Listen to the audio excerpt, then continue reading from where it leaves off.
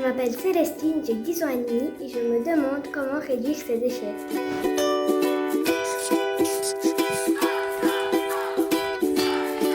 Peut-être vous êtes venu faire un film en Belgique, mais on ne sait pas.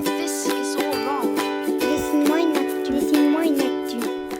Générer moins de déchets, cela demande de changer ses habitudes, mais c'est possible et c'est bon pour la planète. Différentes méthodes existent. Nous, on va te parler de celle des 3 R.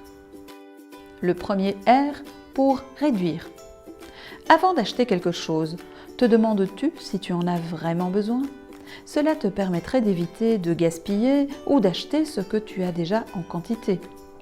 Puis, au lieu d'acheter quelque chose qu'on utilisera peu, on peut aussi trouver quelqu'un qui nous le prêterait ou avec qui on le partagerait. Réduire, ça concerne aussi les emballages dans lesquels les biens sont vendus. On peut réduire nos déchets en refusant les emballages, en achetant des produits en vrac, grâce à des contenants en verre ou des sacs réutilisables en tissu par exemple. C'est aussi réduire sa consommation d'énergie et de ressources par des petits gestes.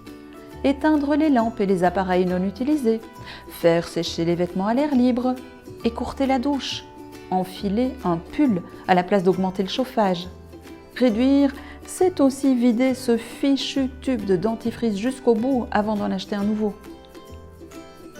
Le second R, c'est pour réutiliser, c'est-à-dire faire le choix de ne pas acheter des produits que l'on jette après les avoir utilisés une seule fois, comme une bouteille d'eau, mais plutôt opter pour une gourde qu'on pourra, si on l'entretient bien, garder un très long moment.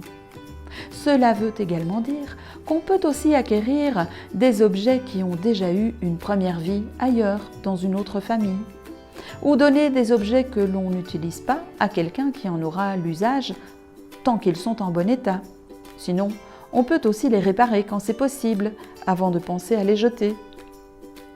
Le troisième R, enfin, c'est pour recycler, c'est-à-dire récupérer des matériaux de certains produits en fin de vie pour en créer des nouveaux. C'est circulaire. Le déchet devient une matière première, le point de départ pour autre chose. Mais il faut d'abord réduire et réutiliser avant de penser à recycler des déchets que l'on n'a pas pu éviter. Recycler, ce n'est pas la solution miraculeuse. Et pour recycler efficacement, il faut bien trier ces déchets. En Belgique, on comptabilise environ 500 kg de déchets ménagers annuels par personne.